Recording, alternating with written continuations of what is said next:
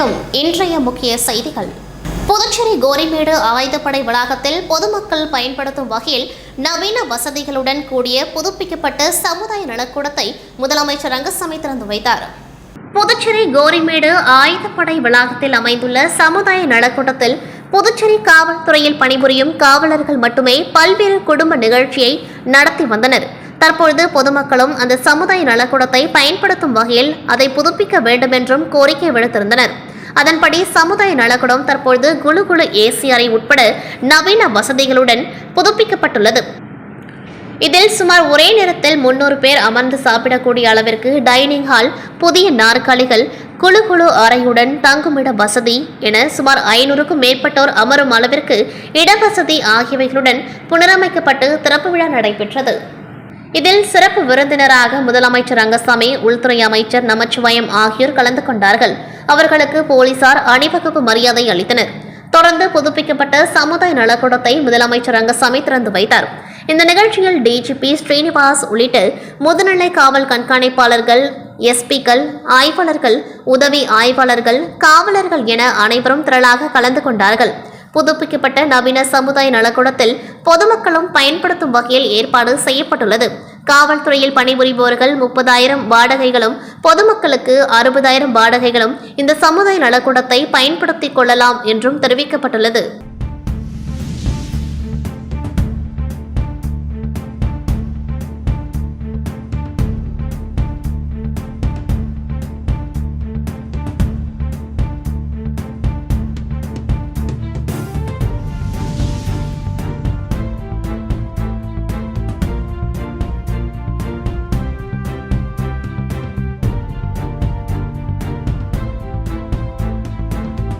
புதுச்சேரி மூலகுளத்தில் ரூபாய் 3.50 கோடி மதிப்பில் கட்டி முடிக்கப்பட்ட ரெட்டியார்பாளையம் காவல் நிலையத்தை முதலமைச்சர் ரங்கசாமி திறந்து வைத்தார். புதுச்சேரி உழவர்கரை நகராட்சி ரெட்டியார்பாளையத்தில் காவல் நிலையம் இயங்கி வந்தது. கட்டிடம் சேதமடைந்ததால் கடந்த பல வருடங்களாக காவல் நிலையம் வாடகை கட்டடத்தில் செயல்பட்டு வந்தது. இந்நிலையில் அரசு நிதி ஒதுக்கி ரூபாய் 3.50 கோடி செலவில் ரெட்டியார்பாளையம் காவல் நிலையம் புதியதாக கட்டி முடிக்கப்பட்டுள்ளது. இதன் திறப்பு விழா இன்று நடைபெற்றது. திறப்பு விழாவிற்கு புதுச்சேரி டிஜிபி ஸ்ரீனிவாஸ் தலைமை தாங்க சிறப்பு விருந்தினராக முதலமைச்சர் ரங்கசாமி, உள்துறை அமைச்சர் நமச்சிவாயம் ஆகியோர் கலந்து கொண்டு காவல் நிலையத்தை திறந்து வைத்து பார்வையிட்டார். உடன் சட்டமன்ற உறுப்பினர்கள் சிவசங்கரன், KSP ரமேஷ் உள்ளிட்ட கண்காணிப்பாளர்கள், ஆய்வாளர்கள், உதவி ஆய்வாளர்கள், காவலர்கள் என பலர் கலந்து கொண்டார்கள். இன்று முதல் இந்த புதிய கட்டிடத்திலேயே ரெட்டியார்பாளையம் காவல் நிலையம் இயங்கும் என்பது குறிப்பிடத்தக்கது.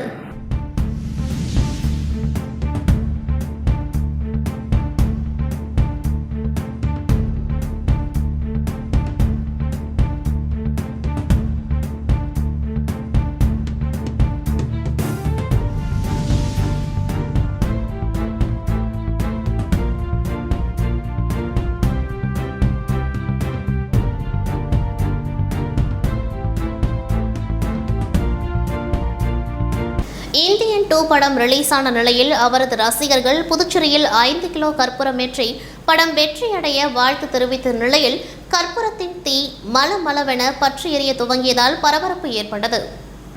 இந்தியன் 2 படம் ரிலீஸான நிலையில் அவரது ரசிகர்கள் புதுச்சேரியில் 5 கிலோ கற்பூரமேற்றி படம் வெற்றியடைய வாழ்த்து தெரிவித்த நிலையில் கற்பூரத்தின் தீ மளமளவென பற்றி எரிய துவங்கியதால் பரபரப்பு ஏற்பட்டது. நடிகர் கமல்ஹாசனும் இயக்குனர் சங்கரும் முதன்முறையாக இணைந்து பணியாற்றிய படம் இந்தியன். கடந்த 1996ஆம் ஆண்டு திரைக்கு வந்து இப்படம் மிகப்பெரிய வெற்றியை அடைந்தது. இப்படத்தில் சுகன்யா, மனிஷா கொய்ராலா, ஊர்மிளா உள்ளிட்டோர் நடித்திருந்தனர். மேலும் இதில் AR ரகுமான் இசையமைத்திருந்தார். இந்நிலையில் அப்படத்தின் வெற்றிக்கு பின் தற்பொழுது சுமார் 18 ஆண்டுகளுக்கு பின்பு இருவரும் இணைந்து இந்தியன் 2 படம் என்ற பெயரில் இப்பொழுது உருவாகியுள்ளது. இப்படத்தில் நடிகர் சித்தார்த், காஜல் அகர்வால், ராகுல் பிரீத்தி சிங், பிரியா பவானி சங்கர், சமுத்திரகனி, பாபி சிம்ஹா உட்பட பலர் நடித்துள்ளனர். இப்படத்தை அனிருத் இசையமைத்துள்ளார். இந்நிலையில் நாடு முழுவதும் இப்படம் இன்று திரையரங்குகளில் வெளியானது. இதற்கு சிறப்பு காட்சிகளும் அரசு அனுமதி வழங்கியது.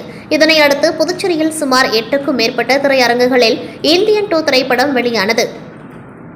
இதனையடுத்து அவரது ரசிகர்கள் தியேட்டர் வாயில் முன்பு பட்டாசு வெடித்தும் மேளதாளத்துடன் படத்தின் பேனருக்கு மாலை அணிவித்து பாலாபிஷேகம் செய்து கற்பூரம் ஏற்றியும் படம் வெற்றியடைய கொண்டாடினர். இதனிடையே திரையரங்கம் முன்பு ரசிகர்கள் சுமார் 5 கிலோ கற்பூரம் ஏற்றிய நிலையில் கற்பூரத்தின் தீயானது மளமளவென பரவியதால் ரசிகர்கள் மற்றும் பொதுமக்கள் அதிர்ச்சிக்குள்ளாகினர். மேலும் அருகிலிருந்த படத்தின் பேனர் மீது தீ பரவ துவங்கியது. இந்நிலையில் இதுகுறித்து தகவல் அறிந்து சம்பவ இடத்திற்கு வந்த உதயஞ்சாலை காவல்துறையினர் மற்றும் திரையரங்கு ஊழியர்கள் தண்ணீர் ஊற்றி தீயை அணைத்தனர். இதனால் அங்கு சிறிது நேரம் பரபரப்பு ஏற்பட்டது. புதுச்சேரியில் தனி நபருக்கு அனுமதிக்கப்பட்ட அளவை மீறி சாராயம் விற்பனை செய்தால் சட்டப்படி நடவடிக்கை எடுக்கப்படும் என கலால்துறை எச்சரித்துள்ளது. புதுச்சேரியில் தனி நபருக்கு அனுமதிக்கப்பட்ட அளவை மீறி சாராயம் விற்பனை செய்தால் சட்டப்படி நடவடிக்கை எடுக்கப்படும் என கலால்துறை எச்சரித்துள்ளது. சாராய கடைகளில் விற்கும் சாராயத்தின் வீரியத்தை ஆய்வு செய்ய தனிப்படைகளை அமைத்து சோதனை மேற்கொள்ளப்பட்டு வருவதாக கலால்துறை தெரிவித்துள்ளது. நேற்று முன்தினம் புதுச்சேரியில் இருந்து சாராயம் வாங்கி சென்று குடித்ததில் விழுப்புரத்தை சேர்ந்த 7 பேர் உடல்நிலை பாதிக்கப்பட்டு மருத்துவமனையில் அனுமதிக்கப்பட்டனர். இதில் 5 பேர் சிகிச்சை பெற்று வீடு திரும்பினர். பல்வேறு இணை நோய்களால் பாதிக்கப்பட்ட 2 சிகிச்சை பெற்று வருகின்றனர். இது தொடர்பாக அம்மாவட்ட காவல்துறை விசாரணை செய்து வருகின்றனர். இந்நிலையில் புதுச்சேரி மாநில அரசு கலால்துறை துணை ஆணையர் மேத்யூ பிரான்சிஸ் வெளியிட்டுள்ள அறிவிப்பில் சமீப காலமாக புதுச்சேரியை ஒட்டிய தமிழக பகுதியில் சிலர் புதுச்சேரியிலிருந்து வாங்கி சென்ற மதுவை அருந்தி உடல்நிலை பாதிக்கப்பட்டு தமிழக மருத்துவமனையில் அனுமதிக்கப்பட்டுள்ளதாக செய்தித்தாள்களிலும் மற்றும் ஊடகங்களிலும் வந்த வண்ணம் உள்ளது. எனவே புதுச்சேரி மாநிலத்தில் உள்ள சாராய கடைகளில் புதுச்சேரி அரசின் வடி சாராய ஆலையில் இருந்து தயாரிக்கப்பட்டு வழங்கப்பட்ட சாராயம் மட்டுமே விற்கப்படுகிறதா என்று கண்காணிக்கவும், மேலும் அதன் வீரியத்தை ஆய்வு செய்யவும் மற்றும் சாராயத்தில் வேறு ஏதேனும் கலப்படம் செய்யப்பட்டுள்ளதா என்பதை கண்காணிக்கவும் அரசின் உத்தரவுப்படி கலால்துறை அதிகாரிகள் மற்றும் வருவாய்த்துறை அதிகாரிகள் தலைமையில் தனிப்படைகள் அமைக்கப்பட்டு அனைத்து மது கடைகளிலும் சோதனை நடைபெற்று வருகின்றது என்றும் பாகூர், நேட்டப்பாக்கம் மற்றும் வில்லியனூர் கொம்யூன் பகுதிகளில் உள்ள சாராய கடைகளில் இன்று ஆய்வு மேற்கொள்ளப்பட்டது. மேலும் புதுச்சேரி சாராய பாக்கெட்டுகள் மூலம் தமிழக பகுதிகளுக்கு கள்ளத்தனமாக எடுத்து செல்லப்படுகின்றதா என்பதும் கண்காணிக்கப்பட்டு வருகின்றது. மேலும் அனுமதிக்கப்பட்ட அளவை விட அதிகமாக தனி நபருக்கு சாராயம் விற்பனை செய்யக்கூடாது என்றும் சாராய கடை உரிமையாளர்களுக்கு அறிவுறுத்தப்பட்டுள்ளது. இதனை மீறுபவர்கள் மீது புதுச்சேரி கலால் சட்டம் 1970 படி தக்க நடவடிக்கை எடுக்கப்படும் என்றும் எச்சரிக்கப்பட்டுள்ளது என தெரிவிக்கப்பட்டுள்ளது. புதுச்சேரியில் புகழ்பெற்ற கோவில்களில் நடராஜருக்கு நடைபெற்ற ஆணி திருமஞ்சன அபிஷேகத்தில் பக்தர்கள் பலரும் கலந்து கொண்டு நடராஜரை வழிபட்டு சென்றனர். ஆணி திருமஞ்சனம் என்பது ஆணி மாதத்தில் வரும் உத்திர நட்சத்திரத்தில் நடராஜ பெருமானுக்கு நடைபெறும் அபிஷேகம் மற்றும் ஆராதனை குறிக்கும். ஆணி மாத கார்த்திகை நட்சத்திரத்தில் இந்த ஆணி திருமஞ்சன விழா தொடங்குகின்றது. ஆணி திருமஞ்சனத்தை முன்னிட்டு புகழ்பெற்ற சிவாலயங்களில் எழுந்தருளி உள்ள ஆனந்த நடராஜருக்கு சிறப்பு அபிஷேகம் நடைபெற்றது. குறிப்பாக முத்தியால்பேட்டை முத்தையா சுவாமி தேவஸ்தானத்தில் எழுந்தருளி உள்ள சிவகாமி சுந்தரி உடனுரை ஆனந்த நடராஜருக்கு பால், தயிர், சந்தனம், இளநீர், திருநீரு, தேன் மற்றும் பல்வேறு வகையான பழங்களை கொண்டு சிறப்பு திருமஞ்சனம் நடைபெற்று மகா தீப ஆராதனை காண்பிக்கப்பட்டது. இதில் பக்தர்கள் பலரும் கலந்து கொண்டு நடராஜரை வழிபட்டு சென்றனர்.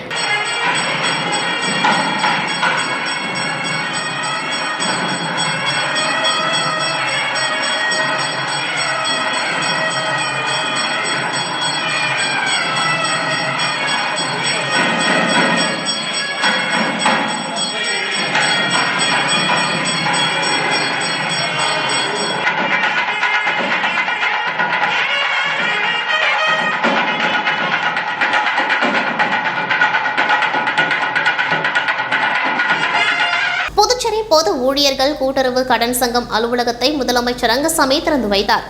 புதுச்சேரி பொது ஊழியர்கள் கூட்டுறவு கடன் சங்கம் VVB நகர் வேதபுரீஸ்வரர் வரதராஜ பெருமாள் நகரில் புதிதாக அமைந்துள்ளது. இந்த புதிய சங்க அலுவலக கட்டிட திறப்பு விழா இன்று கோலாகலமாக நடைபெற்றது. இவ்விழாவில் சிறப்பு விருந்தினராக முதலமைச்சர் ரங்கசாமி கலந்து கொண்டு புதுச்சேரி பொது ஊழியர்கள் கூட்டுறவு கடன் சங்க அலுவலகத்தை திறந்து வைத்தார். இந்நிகழ்ச்சியில் சங்க தலைவர் தமிழ் ஒளி மற்றும் கூட்டுறவுத்துறை செயலர் நெடுஞ்செழியன் ஆகியோர் தலைமை தாங்க முதுநிலை காவல் கண்காணிப்பாளர் கலைவாணன், கூட்டுறவு சங்கங்களின் பதிவாளர் யஷ்வந்தையா ஆகியோர் முன்னிலை வகிக்க சங்க துணைத் தலைவர் ராஜசேகரன் வரவேற்புரை ஆற்றினார்.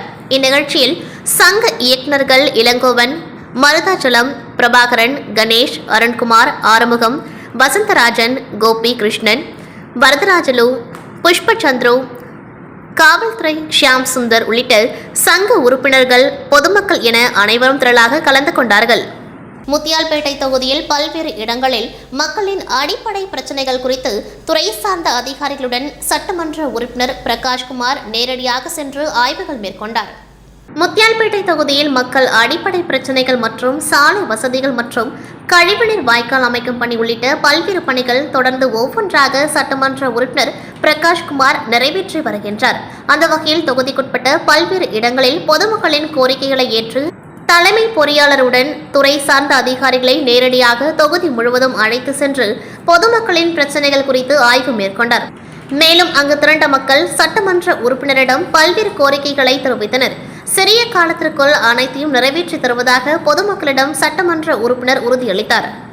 புதுச்சேரி எல்லைப்பிள்ளை சாவடியில் ஹோட்டல் அபிமன்யு திறப்பு விழா நடைபெற்றது. இதனை முதலமைச்சர் ரங்கசாமி திறந்து வைத்தார். புதுச்சேரியில் உணவகங்கள், ரெஸ்டாரண்ட்டுகள், பெரிய பெரிய ஹோட்டல்கள் எவ்வளவுதான் இருந்தாலும் புதிதாக திறக்கப்படும் ஒவ்வொரு ஹோட்டலுக்கும் மவுசுகள் இருந்துதான் வருகின்றது. மேலும் அலாதி சுவையுடன் அற்புதமான தரமான உணவு வகைகளுடன் புதிதாக எல்லைப்பிள்ளை சாவடியில் ஹோட்டல் அபிமன்யு தொடங்கப்பட்டுள்ளது. இதனுடைய திறப்பு விழா இன்று நடைபெற்றது. இதில் கலந்து கொண்ட முதலமைச்சர் ரங்கசாமி ஹோட்டலை திறந்து வைத்தார். இந்த நிகழ்ச்சியில் முன்னாள் சட்டமன்ற உறுப்பினரும் என்ஆர் காங்கிரஸ் கட்சியின் பொதுச் செயலாளருமான NSJ ஜெயபால் உள்ளிட்ட ஹோட்டல் நிர்வாகிகள், பொதுமக்கள், நண்பர்களான அனைவரும் திரளாக கலந்து கொண்டார்கள். காரைக்காலில் அரசு பள்ளியில் 7ஆம் வகுப்பு படிக்கும் மாணவனின் கன்னத்தில் அறைந்த உடற்கல்வி ஆசிரியர் மீது நடவடிக்கை எடுக்க வலியுறுத்தி பாதிக்கப்பட்ட மாணவனோடு 50க்கும் மேற்பட்ட உறவினர்கள் காவல் நிலையத்தில் தர்ணா போராட்டத்தில் ஈடுபட்டதால் பரபரப்பு ஏற்பட்டது. காரைக்கால் மாவட்டம் திருநள்ளாறுபேட்டை கிராமத்தில் வசித்து வரும் விஜயபிரபு, ஜெயஸ்ரீ ஆகியோரின் மகன் 13 வயதான கிஷோர் திருநள்ளாறில் உள்ள அரசு நடுநிலைப் பள்ளியில் 7ஆம் வகுப்பு படித்து வருகின்றார்.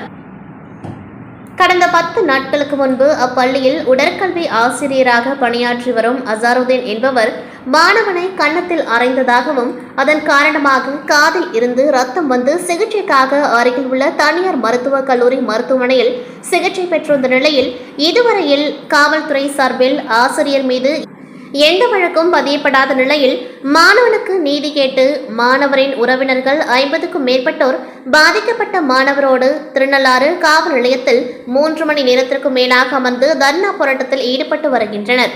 பண்ருட்டியில் புரட்சி பாரதம் கட்சியினர், பகுஜன் சமாஜ் கட்சி மாநில தலைவர் ஆம்ஸ்ட்ராங் படுகொலையை கண்டித்து கண்டன ஆர்ப்பாட்டம் நடைபெற்றது. கடலூர் மாவட்டம் பண்ருட்டி புரட்சி பாரதம் கட்சியினர் பகுஜன் சமாஜ் கட்சி மாநில தலைவர் ஆம்ஸ்ட்ராங் படுகொலையை கண்டித்து பேருந்து நிலையம் அருகில் கண்டன ஆர்ப்பாட்டம் நடைபெற்றது. வடக்கு மாவட்ட பொருளாளர் வழக்கறிஞர் நடராஜன் தலைமையில் நடைபெற்றது. கண்டன ஆர்ப்பாட்டத்தில் பகுஜன் சமாஜ் கட்சியின் மாநில தலைவர் ஆம்ஸ்ட்ராங் கடந்த சில தினங்களுக்கு முன்பு படுகொலை செய்யப்பட்டார். படுகொலையில் சம்பந்தப்பட்ட குற்றவாளிகளை கைது செய்து உரிய தண்டனை வழங்க வேண்டும், வழக்கினை CBIக்கு மாற்றப்பட வேண்டும், பட்டியலின தலைவர்களுக்கு போதிய பாதுகாப்பு வழங்க வலியுறுத்தி கண்டன ஆர்ப்பாட்டத்தில் ஈடுபட்டனர். இந்த கண்டன ஆர்ப்பாட்டத்தில் சிறப்பு அழைப்பாளராக வடக்கு மாவட்ட செயலாளர் பால வீரவேல், கடலூர் மத்திய மாவட்ட செயலாளர் வழக்கறிஞர் சந்துரு, மாவட்ட துணை செயலாளர் சதீஷ்குமார், மாவட்ட மகளிரணி செயலாளர் பாரதி ஆகியோர் கண்டன உரை ஆற்றினர். நிகழ்வில் நகர பொதுநல அமைப்பு செயலாளர் தெய்வீகதாஸ், பகுஜன் சமாஜ் கட்சி நிர்வாகிகள் உடன் இருந்தனர். வில்லியனூர் தெற்கு வருவாய் துணை மாவட்ட ஆட்சியர் சோமசேகர் அப்பாராவ் கொட்டாரோ தலைமையில் சாலையோர தற்காலிக ஆக்கிரமிப்புகள் JCB இயந்திரத்தை கொண்டு அகற்றப்பட்டது. புதுச்சேரி மாநிலத்தில் சமீப காலமாக நிலவி வருகின்ற போக்குவரத்து நெரிசல், இதனால் ஏற்படுகின்ற விபத்துகளை தடுப்பதற்கு புதுச்சேரி அரசானது துறை ரீதியான பல்வேறு நடவடிக்கைகளை மேற்கொண்டு வருகின்றது. அதன் அடிப்படையில் புதுச்சேரி மாநில வில்லியனூர் தெற்கு வருவாய் துணை மாவட்ட ஆட்சியர் சோமசேகர் அப்பாராவ் கொட்டாரோ தலைமையில் வருவாய் தெற்கு பகுதிக்குட்பட்ட பொது சாலையில் நிரந்தர நீக்கம் மற்றும் தற்காலிக ஆக்கிரமிப்புகளை குறித்து அதிகார வரம்பிற்குட்பட்ட சாலை பாதுகாப்பு துணைப்பிரிவு தெற்கு மஜிஸ்திரேட் தலைமையில் துணைப்பிரிவு மஜிஸ்திரேட், தெற்கு போக்குவரத்து காவல் கண்காணிப்பாளர், வில்லியனூர் வட்டாட்சியர், பாகூர் வட்டாட்சியர், வில்லியனூர் மற்றும் கிருமம்பாக்கம் போக்குவரத்து காவல்துறை ஆய்வாளர்கள் மற்றும் காவலர்கள் முன்னிலையில் MGR சிலை முதல் பட்டாணி கடை வரை கோட்டைமேடு சந்திப்பு பகுதியில் உள்ள சாலையோரம் அமைக்கப்பட்டுள்ள விளம்பர பலகைகள் மற்றும் அரசுக்கு சொந்தமான இடத்தை ஆக்கிரமிப்பு செய்து கட்டப்பட்டுள்ள சுவர்கள் மற்றும் கடையின் மேற்கூரைகள் ஆகியவற்றினை ஜேசிபி இயந்திரத்தை கொண்டு பாரபட்சமின்றி நடவடிக்கை மேற்கொள்ளப்பட்டது. மேலும் ஆக்கிரமிப்புகளை அகற்றுவது குறித்து முன்னதாகவே செய்தித்தாள் மூலமாக தகவல் தெரிவிக்கப்பட்டிருந்தது என்பதும் குறிப்பிடத்தக்கது. இந்தியாவின் முதல் சுதந்திர போராட்ட வீரர் மாவீரன் அழகுமுத்துக்கோன் 267ஆம் ஆண்டு குரு பூஜை விழாவை முன்னிட்டு 1000 பேருக்கு அன்னதானம் வழங்கப்பட்டது. இந்தியாவின் முதல் சுதந்திர போராட்ட வீரர் மாவீரன் அழகுமுத்துக்கோன் அவர்களின் 267ஆம் ஆண்டு குரு பூஜை விழா புதுச்சேரி அகில இந்திய மாவீரன் அழகுமுத்துக்கோன் அறக்கட்டளை சார்பாக கொண்டாடப்பட்டது. அழகுமுத்துக்கோன் அறக்கட்டளையின் தலைவர் மணிமாறன் தலைமையில் நடைபெற்ற இந்நிகழ்ச்சியில் சிறப்பு விருந்தினராக யாதவ முன்னேற்ற சங்க தலைவர் ரவி, செயலாளர் மூர்த்தி, ஆசிரியர் சீனு மோகன்தாஸ், வழக்கறிஞர்கள் சசி பாலன், கோகுலகிருஷ்ணன், தென்னிந்திய யாதவ மகாசபை தலைவர் பழனிசாமி, துணைத் தலைவர் ராஜேந்திரன் மற்றும் பலர் கலந்து கொண்டார்கள். இந்நிகழ்ச்சியில் 1000க்கும் மேற்பட்டோருக்கு அன்னதானம் மற்றும் இயற்கை உணவை உண்பதன் மூலம் உடல் நலத்தை பேணி காக்கும் பொருட்டு நாட்டு சர்க்கரை வழங்கி விழா சிறப்பிக்கப்பட்டது. இதில் அறக்கட்டளை நிர்வாகிகள் ராம்குமார், சம்பத், அருள்முருகன், மாரி, பாண்டி, பொன்ராஜ், கணபதி, திரிபுர சுந்தரி, சதீஷ், சவுந்தர், குமார், பிரவீன், முருகன், ராமஜெயம், பாலாஜி, கிரிதரன் மற்றும் பலர் கலந்து கொண்டார்கள். இத்துடன் செய்திகள் நிறைவடைகின்றது. நன்றி, வணக்கம்.